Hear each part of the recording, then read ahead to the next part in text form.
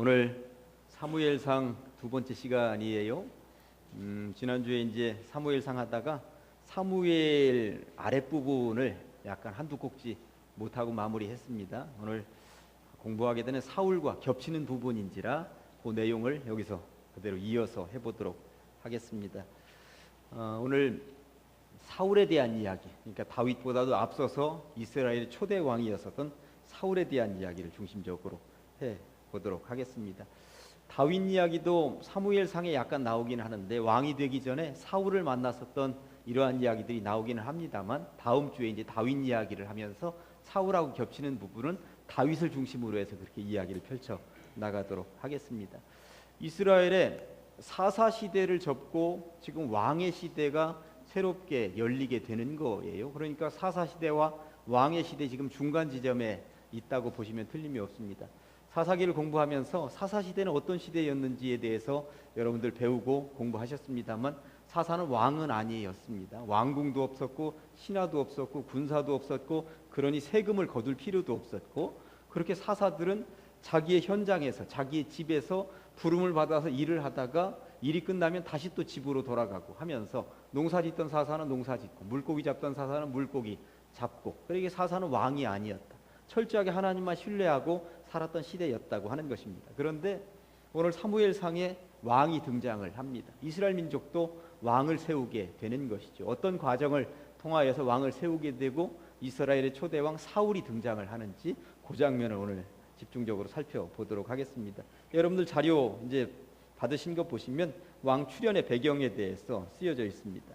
첫째는 주변국들의 위협이었습니다. 제가 거기 지도를 하나 평소에는 이렇게 그리다가 제 지도보다도 여러분들 지도를 한번 더 명쾌하게 보시면 좋겠다 싶어서 이스라엘 땅이 그 중심에 있고요.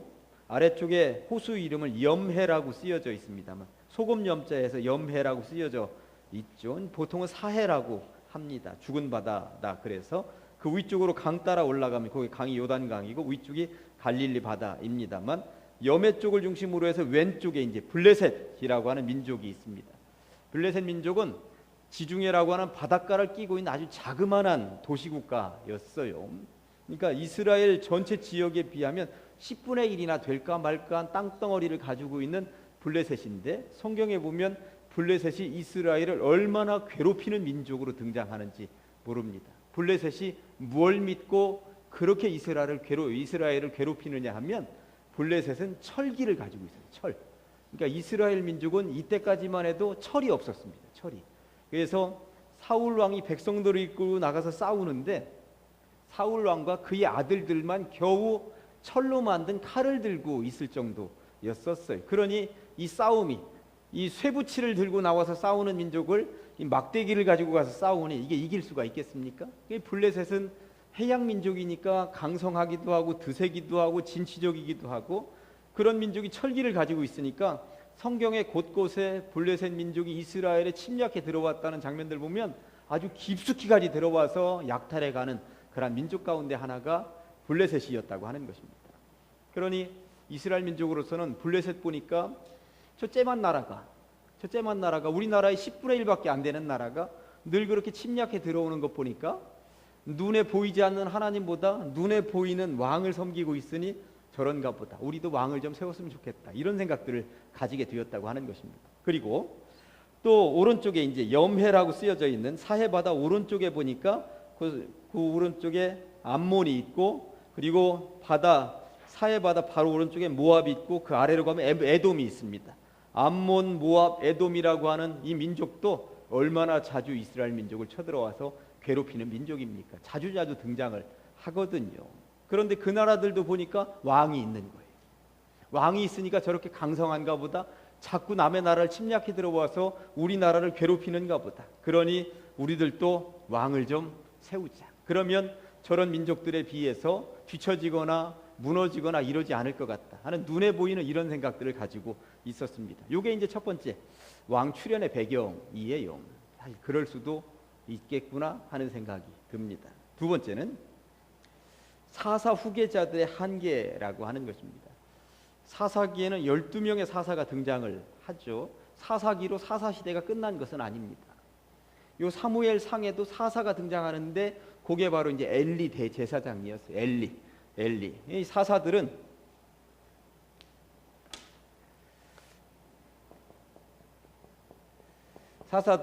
세 가지 역할을 하고 있었죠. 선지자 역할, 제사장의 역할, 그리고 왕의 역할입니다. 선지자의 역할은 하나님의 명령을 이어받아서 백성들에게 그대로 하나님의 명령을 전달하는 역할이 있고요. 그러니까 하나님과 교통하는 역할을 선지자였고요. 백성들의 모든 죄악을 짊어지고 제사 드리는 역할, 제사장의 역할. 그리고 이제 온 백성들을 통치하고 재판하고 다스리는 역할까지, 이게 세 가지 역할을 전부 다 하던 게 사사 역할이었다고 보시면 틀림이 없습니다. 그런데 이 사사 가운데 이제 사무엘상에 등장하는 사사는 엘리, 그리고 그 뒤를 이은 게 사무엘인 거예요. 이게 사무엘까지도 사사라고 보시면 되는 거예요. 사사기에서 사사가 끝나는 게 아니에요. 사무엘상까지도 이제 사사 시대가 이렇게 계속 이어지는 것이죠. 그런데 성경을 읽어보면 문제가 뭐냐면 엘리 대제사장의 아들 홈니와 비느하스가 지난주에 말씀을 드렸습니다만 얼마나 성전에서 예배드리면서 부정을 일으킵니까? 고기 가지고 드리는데 그 고기를 중간에서 자기들이 빼돌리는 것이죠. 주변에서 그렇게 하면 안 된다. 어떻게 하나님 앞에 예배드릴 때 사용하는 그 고기를 니네가 중간에서 빼돌린단 말이냐 했음에도 불구하고 이 엘리 대제사장의 아들들이 그걸 빼돌리는 것이죠. 사실은 이때부터 엘리 대제사장 때부터 사사가 권력이 되어서 사사기에 등장하는 사사들은 그 아버지가 사사였다고 아들이 사사이거나 이런 적은 없었습니다. 그런데 엘리 대제사장은 사사를 세습할 생각을 하고 있었어요. 그런데 이들이 못된 짓 하다가 죽어나가죠. 그리고 결국 사무엘이 이제 사사가 되는 거예요. 사무엘이. 그런데 문제는 사무엘이라도 자녀 교육을 좀 제대로 시켰더라면 얼마나 좋았겠습니까? 사무엘도 자녀 교육을 제대로 시키지 못했다고 하는 것입니다. 여러분들 사무엘상 8장 1절부터 3절까지 한번 보실래요? 오늘은 제가 공부를 하면서 너무 자막으로 띄우는 것보다 되도록 자막을 안 띄우려고 그래요. 내 성경책 내가 직접 찾아보고 밑줄을 그릴 부분이 있으면 밑줄도 그리면서 하는 게 더 좋겠다 싶어서 천천히 내 성경책을 내가 읽으면서 나가는 게 좋겠다 싶어서 어지간하면 자막을 안 띄우면서 나가야 되겠다 싶어서 사무엘상 8장 1절부터 3절 보니까 사무엘이 늙음에 그의 아들들을 이스라엘 사사로 삼으니, 그러니까 사무엘 이후에도 자녀들을 세습해서 사사로 삼았어요. 장자의 이름은 요엘이요 차자의 이름은 아비야라. 그들이 브엘세바에서 사사가 되니라. 그의 아들들이 자기 아버지의 행위를 따르지 아니하고 이익을 따라 뇌물을 받고 판결을 굽게 하니라. 사무엘이 얼마나 안타까웠을까요? 사무엘하면 이스라엘 민족의 최고의 지도자였는데 사무엘마저도 자녀 교육을, 그러니까 이 엘리 대제사장이 자녀 교육을 어떻게 시켰는지 사무엘이 어릴 때부터 똑똑히 보았거든요. 그리고 엘리 대제사장의 자녀들이 제대로 아버지 일을 이어받지 못해서 죽어나가는 것도 다 보았거든요. 그런데 자식은 참 내 마음대로 안 되는구나.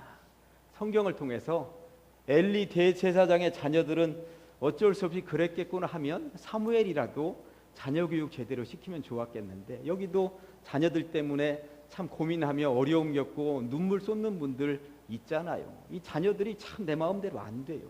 그러니 얼마나 자녀들 문제로 제대로 서 있어야 할 것인가. 목회자 그룹들 보니까 목회자의 자녀들이 뭐 아니면 도더라고요. 보니까 뭐 아니면 도예요. 제대로 신앙 이어받아서 하여튼 제대로 신앙꾼이든지 아니면 도 쪽에 가깝든지 아니면 도도 아니고 뒷도 쪽에 가깝든지 이런 녀석들이 있어요. 그러니까 참 안타까운 경우들이 반반인 것 같다. 이 사무엘도 이게 지금 뒷도 쪽에 가 있는 거예요. 자식들이. 그러니 우리가 자식들을 신앙 안에서 제대로 건실하게 길러낸다고 하는 것이 얼마나 중요한가. 그러니 이스라엘 백성들이 쳐다보면서 그래도 사무엘까지는 그래도 어떻게든 버텨서 사사로 섬기면서 왕이 별로 필요치 않은 것처럼 살아왔는데 엘리의 자식들 하는 꼬라지 보고 사무엘의 자식들 하는 꼬라지 보니까 이게 더 이상 이 나라에 소망이 없는 거예요. 제대로 왕을 좀 세워주십시오. 제대로 된 지도자 통치자 세워주십시오 하고 요 장면 3절까지 끝나자마자 곧바로 4절부터 등장하는 내용이 뭔가 한번 보시겠습니까? 8장 4절부터 이스라엘 모든 장로가 모여 라마에 있는 사무엘에게로 들이닥쳤습니다. 그에게 이르되 보소서 당신은 늙었고 당신의 아들들은 당신의 행위를 따르지 아니하니 모든 나라와 같이 우리에게 왕을 세워 우리를 다스리게 하소서 한지라. 우리에게 왕을 주어 우리를 다스리게 하라 했을 때에 사무엘이 그것을 기뻐하지 아니하여 여호와께 기도하며 여호와께서 사무엘에게 이르시되 백성이 내게 한 말을 다 들으라. 이는 그들이 너를 버림이 아니요 나를 버려 자기들의 왕이 되지 못하게 함이니라. 이제까지는 하나님의 왕이셨는데 하나님을 모른 채하고 하나님의 통치하심을 모른 채하고 눈에 보이는 왕을 삼게 하겠다고 하는 것이구나. 사무엘 너도 안타깝지만 이런 장면을 보는 나도 하나님 나 자신도 안타깝다. 그런 이야기를 하고 있는 것입니다. 이런 배경으로 인하여서 이제 이스라엘의 왕이 출현하게 되는 것이죠. 하나님이 그래 왕 만들어 줘봐라. 지들이 얼마나 호되게 당하는지 왕 한번 만들어 줘봐라. 뒤에 보면 왕이 되면 어떻게 세금 걷어가야 되고 어떻게 자녀들을 군사로 모집해야 되고 어떻게 왕의 왕궁에서 여자 자녀들을 들이밀어서 이제 후궁으로 만들어야 되고 그런 장면에 대해서 사무엘이 백성들을 다 모아놓고 설명합니다. 니네 세금 낼래? 너희들 자녀들 다 군대 보낼래? 너희 여자 자녀들 후궁으로 보낼래? 이래도 왕 세우겠느냐? 하고 얘기하거든요. 협상을 하는데 백성들이 그럼에도 불구하고 왕 만들어 주십시오.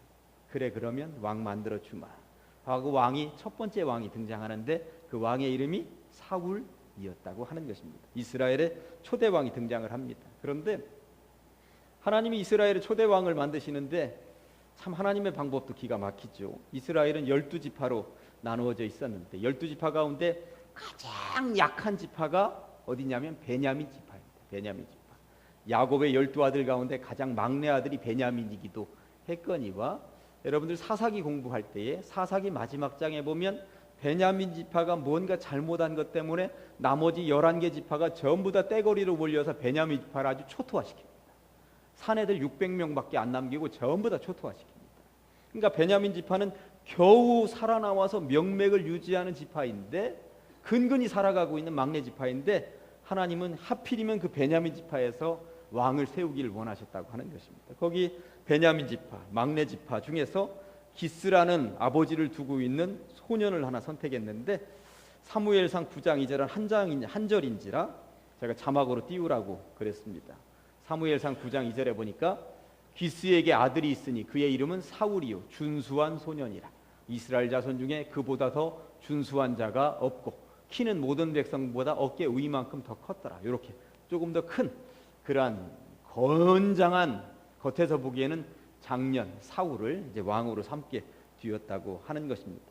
그런데 이 사울을 미리 선정해 놓고 이스라엘 백성들이 하나님의 뜻이 무엇인지 알게 하기 위해서 사무엘이 제비를 뽑아요. 그래서 12지파 가운데 베냐민 지파가 뽑히고 베냐민 지파 가운데 어느 한 족속이 뽑히고 그 족속 가운데 기스의 아들 이제 사울의 이름이 뽑혀 올라오는 장면이 거기 이제 10장에 그렇게 나오는데 오늘 이제 우리가 선택해서 읽은 본문에 사울이 왕이 되는 장면입니다. 그런데 사울이 왕이 되어서 딱 뽑혔는데 그러면 우리나라 대통령이 되었다고 그러면 대통령 선거에서 대통령 투표 결과로 대통령이 당선된 것이 확정이 되면 손을 들고 백성들 앞에 나와서도 내가 대통령입니다.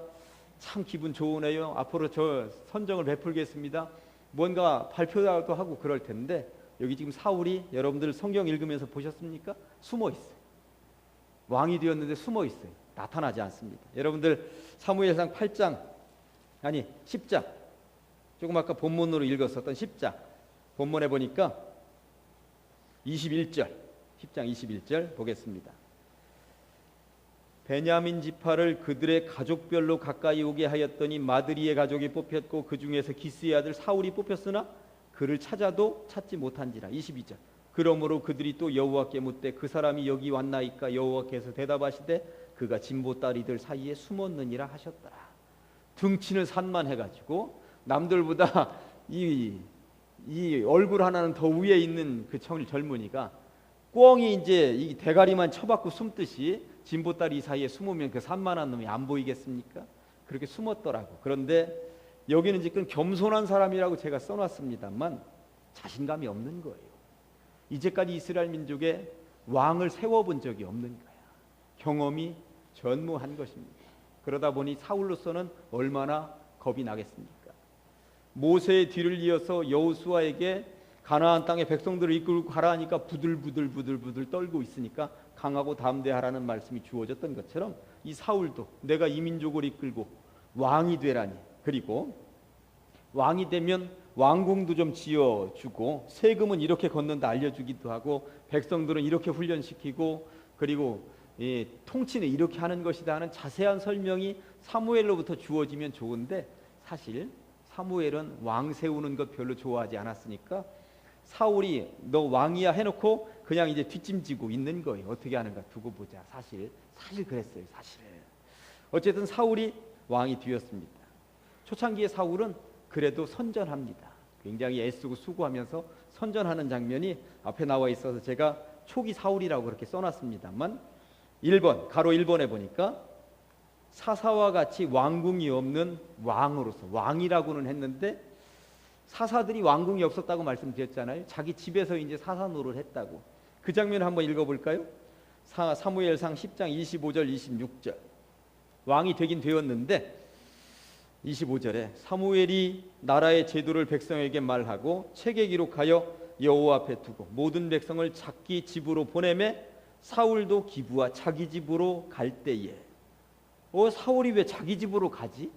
사울이 자기 집으로 가면 안 되는 거예요. 지금 어딘가 왕궁을 세우고 거기서 왕을 해야 되는 거예요. 그런데 옛날 사사가 하던 대로 지금 자기 집으로 갔다는 이야기인 것입니다.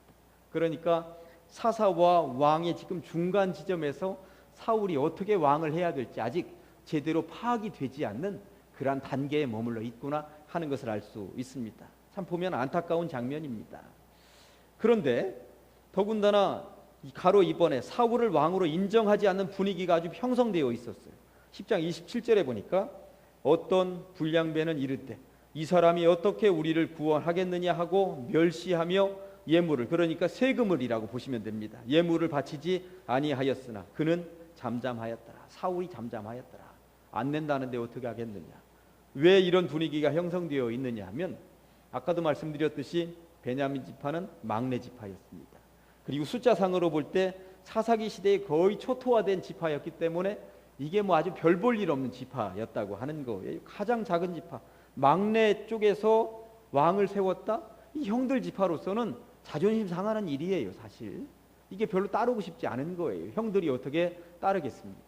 그러는 분위기에 또 그래도 왕이 되었다 그러면 이 국가를 위해서 뭔가 공적을 세운 경험이 있거나 그래도 이름이라도 알려졌거나 이러는 사람이 좀 왕이 되었다 그러면 사람들이 좀 따를 만하잖아요. 그런데 공을 세운 적이 한 번도 없습니다. 단 한 번도 뭔가 앞에 나서서 나라를 구하거나 백성들을 이끌었던 경험이 없는 거예요. 다만 제비를 뽑아서 이제 왕이 되니까 사람들이 뭐야 이거 할 수밖에 없는 그런 상황이었다고 하는 것이죠. 지금 거기 자료에 있는 거 계속 읽어가는 거예요.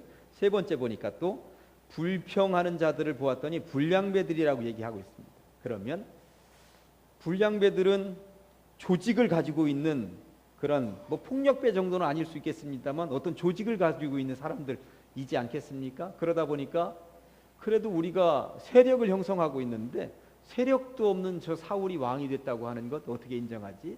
차라리 우리같이 조직을 가지고 있는 사람이 왕이 되면 더 좋지 않을까 하는 욕심을 내고 있었기 때문에 사울도 어떻게 하는가 두고 보자 이러는 분위기가 있지 않았겠는가 하는 것입니다. 어쨌든 사울을 왕으로 인정하지 않는 분위기가 이스라엘 전체 민족에 팽배하고 있을 즈음에 사울을 왕으로 인정할 수밖에 없는 기회가 사울에게 왔습니다. 야베스 길르앗이라고 하는 이스라엘 땅에 암몬 족속이 침략을 해온 거예요. 자, 이제 지도 보겠습니다. 암몬 족속은 오른쪽 중간쯤에 암몬이라고 하는 땅이 있고 암몬 족속으로서는 북서쪽으로 요단강 상위 쪽에 올라가면 야베스라고 동그라미 쳐놓은 곳이 있습니다. 그쪽 땅으로 지금 쳐들어왔습니다. 암몬 족속이 그 땅으로 쳐들어온 거예요. 세력을 형성해서 쳐들어왔습니다. 그런데 사무엘상 11장 전체적인 것을 읽어보면 사울이 모든 백성들에게 명을 내려서 모여라. 암몬 족속과 싸우자. 하나님 함께 하시면 이길 것이다 하고 백성들을 규합해서 싸웠는데 하나님의 돌보심으로 암몬 족속과 싸워서 이깁니다. 얼마나 대단합니까? 첫 번째 나간 전투였습니다. 거기에서 승리를 가져오게 되는 것이죠. 그 장면이 사무엘상 11장 11절부터 나오는데 한번 읽어보실까요? 이제 사무엘상 11장 11절부터 11절. 이튿날 사울이 백성을 3대로 나누고 새벽에 적진 한가운데로 들어가서 날이 더울 때까지, 그러니까 대낮까지 암몬 사람들을 치매 남은 자가 다 흩어져서 둘도 함께한 자가 없을 정도로 암몬을 초토화시킨 거예요. 이긴 거예요. 첫 번째 전쟁에서 이긴 것입니다. 그렇게 승리하고 돌아왔더니 12절에 백성이 사무엘에게 이르되 사울이 어찌 우리를 다스리겠느냐 한 자가라고 쓰여 있지만 사울이 어찌 우리들을 다스리는 왕이 되겠느냐고 한 놈들이 누구이니까 그들을 끌어냅시다. 그래서 죽여버리십시다. 사울이 이렇게 전쟁도 잘하고 백성도 잘 총치하는데 그 이전에 사울 왕 세우면 안 된다고 했었던 놈들이 있지 않았습니까? 이번 기회에 그 놈들 아주 죽여버리십시다. 이런 분위기가 있었다고 하는 것입니다. 13절에 사울이 이르되 이날에는 사람을 죽이지 못하리니 여호와께서 오늘 이스라엘 중에 구원을 베푸셨음이니라. 하나님이 하신 일이다.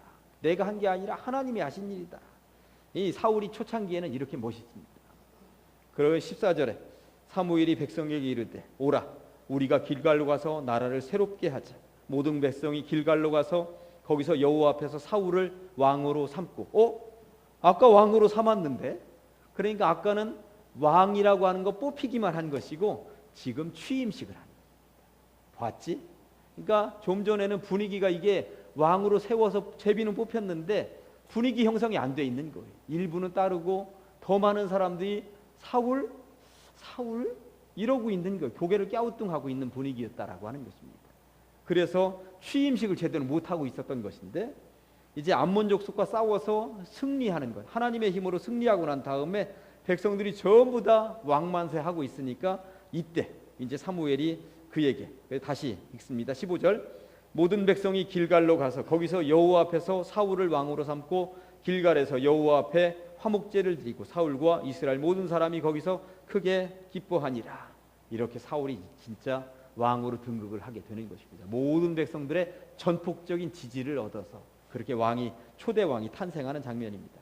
그런 이후에 12장에 보니까 거기 제목이 뭐라고 쓰여 있을까요? 12장 앞에 사무엘의 뭐라고? 마지막 말. 사무엘이 은퇴합니다. 사무엘이. 그러니까 왕을 세웠으니까 은퇴합니다. 자, 그런데 이 사사가 하는 일은 선지자, 제사장, 왕 노릇하게 되는데 이 세 가지에서 전부 다 은퇴하는 것은 아니었습니다. 왕권만 넘겼다고 하는 것입니다. 나라를 통치하는 왕권만 넘기는 거예요. 하나님과 교통하면서 하나님의 음성을 듣고 백성들에게 얘기하는 선지자 직분은 그대로 가지고 있습니다. 그리고 제사 드리는 제사장 직분도 사무엘이 그냥 가지고 있습니다. 그리고 이 왕권만 넘긴 거예요. 3분의 1만 넘긴 거예요. 그러니까 책을 읽으면서 이러한 것들을 염두에다 두시면서 읽으셔야 된다라고 하는 것입니다. 사무엘이 얘기하는데 참 목회하면서 목회를 마무리할 때 이렇게 은퇴해야 하는데 하는 생각도 들어요. 12장 1절부터 몇 절만 읽어볼까요? 사무엘이 온 이스라엘에게 이르되 보라 너희가 내게 한 말을 내가 다 듣고 너희 위에 왕을 세웠더니 이제 왕이 너희 앞에 출입하느니라. 보라 나는 늙어 머리가 희어졌고 내 아들들도 너희와 함께 있느니라. 내가 어려서부터 오늘까지 너희 앞에 출입하였거니와 내가 여기 있나니 여호와 앞과 그의 기름 부음을 받은 자 앞에서 내게 대하여 증언하라. 내가 누구의 소를 빼앗았느냐 누구의 나귀를 빼앗았느냐 누구를 속였느냐 누구를 압제하였느냐 내 눈을 흐리게 하는 뇌물을 누구의 손에서 받았느냐 그리하였으면 내가 그것을 너희에게 갚으리라. 나는 한 번도 부정한 적이 없다. 부정 축제한 적이 없다. 한 번도 올바르지 않은 것에서 벗어나 본 적이 없다. 정말 올바르게 하려고 애썼는데 소 한 마리라도 아주 자그마한 부분 하나라도 내가 착복한 것이나 뺏은 것이 있으면 한번 말해보아라. 정말 맑고 깨끗하게 정치하고 백성들을 다스리고 그 앞에 서 있었다라고 하는 아주 확실한 이런 이야기입니다. 나라의 정치 지도자들이 정말 그랬으면 좋겠다는 생각이 들고 교회의 종교 지도자들도 정말 그랬으면 좋겠다는 생각이 드는 거예요. 그런데 정치하면 부정하고 교회 종교 지도자들도 때로 타락으로 달려가고 하는 모습들을 보면서 사무엘로부터 이건 배워야 된다고 생각을 하는 것입니다. 어쨌든 사무엘이 이제 물러납니다. 어디? 왕권을 내려놓습니다. 왕권을. 그리고 두 개는 아직 가지고 있습니다. 어떻게 가지고 있는지는 한번 살펴보도록 하겠습니다. 그리고 나서 이제 이 사울로서는 어찌 보면 사무엘이 이 세 가지를 다 내려놓았다고 생각을 하고 있었는지는 몰라요. 그러다 보니까 사울이 실수하는 거야. 이제는 사무엘은 완전히 물러났다고 생각을 하는 것이죠. 그러니 이제 사울은 교만해지기 시작을 한 것입니다. 후반기부터. 그러니까 사무엘이 왕권을 내려놓은 뒤부터 이제 자기 세상이 되었다고 사울이 생각하기 시작을 합니다.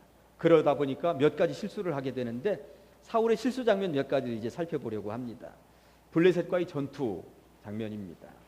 그러니까 이 사울은 왕하면서 3대 전투를 치르게 되는데 첫째는 암몬과의 전투이고 두 번째는 블레셋과의 전투이고 세 번째는 아말렉과의 전투인 거예요. 암몬과의 전투 이겼습니다. 그리고 블레셋과의 두 번째 전투도 이깁니다. 그리고 세 번째 아말렉과의 전투도 이깁니다. 중요한 것은 하나님이 함께 하셔서 이기는데 문제는 그 뒤가 문제였다고. 물론 앞뒤가 문제였다고 하는 것입니다. 블레셋과의 전투는 앞에가 문제였고 아말렉과의 전투는 뒤가 문제였습니다. 블레셋과의 전투는 워낙 유명한 장면이기 때문에 아직 사무엘은 제사장 역할을 하고 있어요. 그러다 보니까 이 블레셋 민족이 쳐들어왔는데 블레셋은 철기를 가지고 있다고 그랬습니다. 강성한 민족입니다.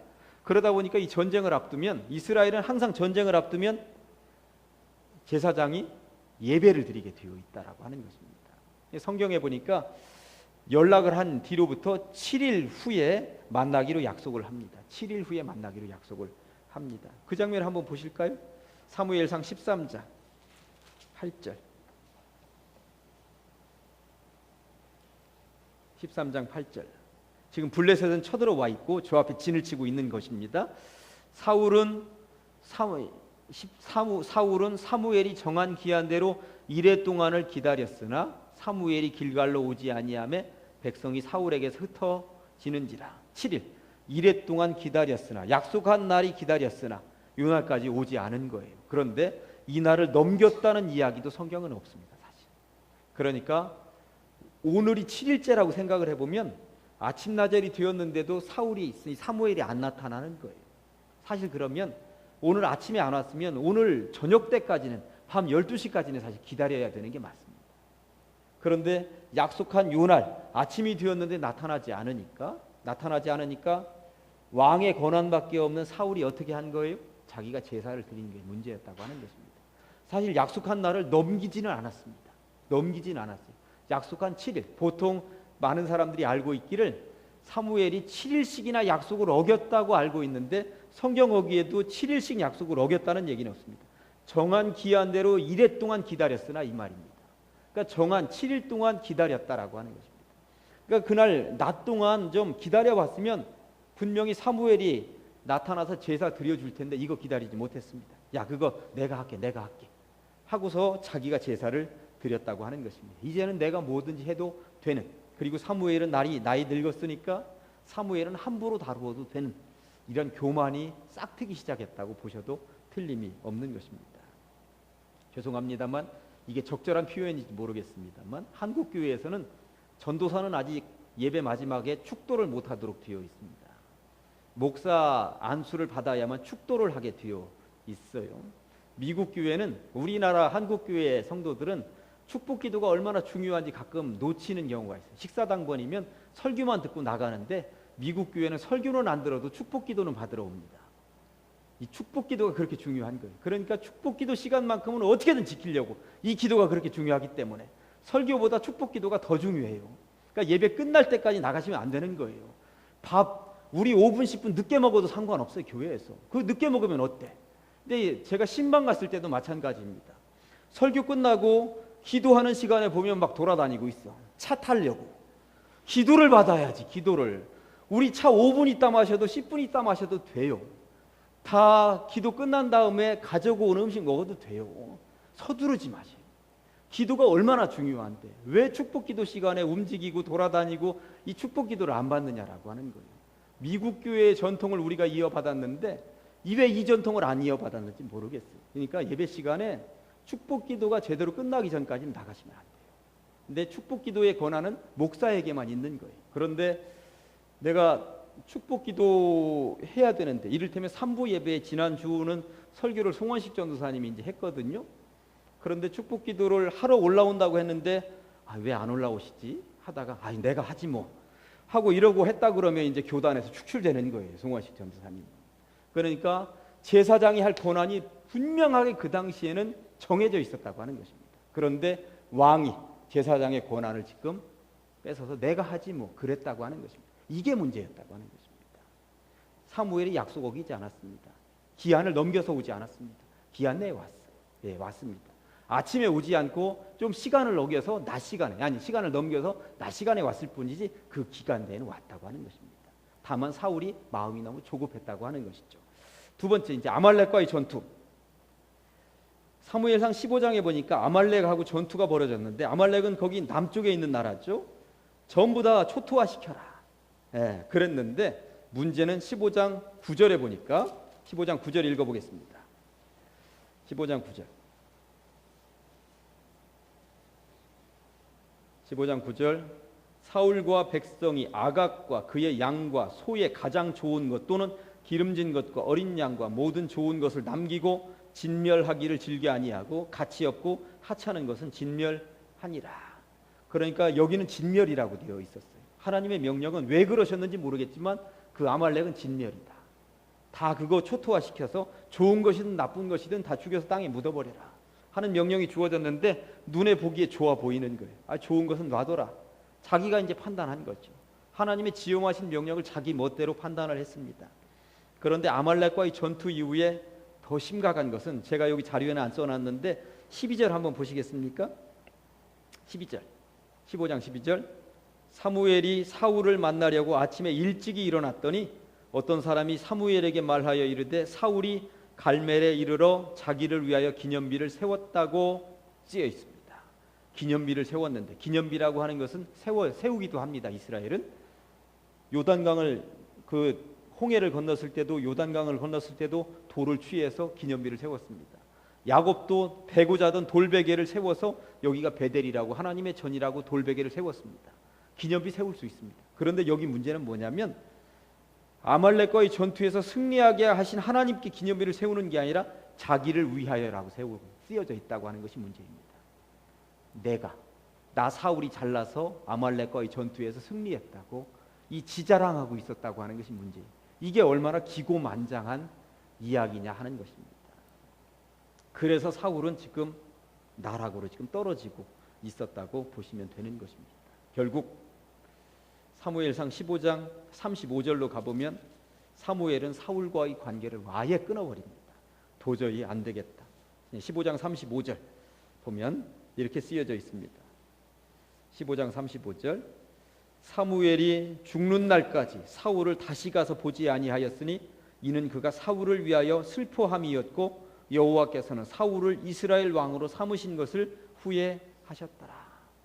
사무엘 선지자로부터도 외면당하고 하나님으로부터도 후회함의 대상이 되는 인물이 사울이 되었다고 하는 것입니다. 결국 하나님과의 거리가 단절되니까 나중에는 얼마나 답답했는지 그 밑에 가로 4번에 사무엘상 28장에 보니까 신접한 여인을 찾아가기도 합니다. 하다 요즘 말로 하면 무당 푸닥거리를 찾아갔다고 보시면 되는 것이죠. 사울의 말년이 그렇게 되었다고 하는 것입니다. 그런 인생 사울이 결국 길보아산에서 길보아산이 어디 있는지 지도 한번 보세요. 딱 중간쯤 약간 위에 있죠. 요단강 서쪽 길보아산 동그라미. 그러니까 이 블레셋이 거기까지 쳐들어온 거예요. 얼마나 깊숙이까지 올라왔습니까? 블레셋은 아래쪽 왼쪽 그 바닷가에 있잖아요. 근데 블레셋은 실제적으로 그 정도만 땅을 차지하고 있었던 거거든요. 그런데 저 위에 길보아까지 치고 올라왔다고 하는 것은 엄청나게 밀고 올라온 것입니다. 사울이 그 길보아 산에서 죽습니다. 아들들 다 죽고 자신은 자결해서 죽고 나갑니다. 이런 비참한 결말로 최후를 마감하게 된다고 하는 이야기인 것입니다.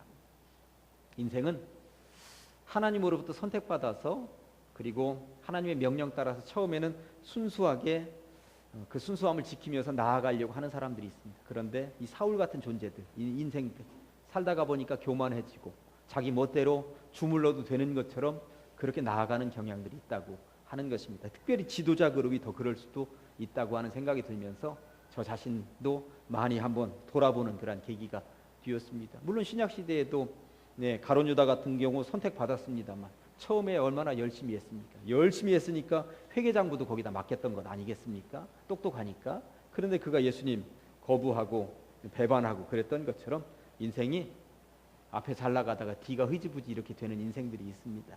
그 전철 밟지 않는 것, 사울을 통해서 우리가 배워야 되지 않겠는가. 반면교사로 삼아야 되겠다고 하는 것입니다. 그래서 오늘의 말씀은 아멘 하기가 참 쑥스럽긴 합니다만 사무엘상 15장 35절 말씀을 선택해 보았습니다.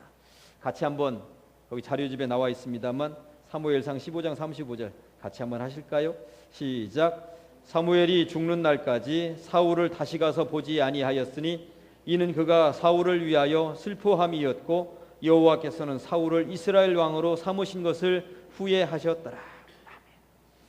후회함이 없는 하나님으로부터 선택받은 것, 하나님의 후회함이 없는 인생들 다 되시기를 간절히 축원합니다. 기도하겠습니다.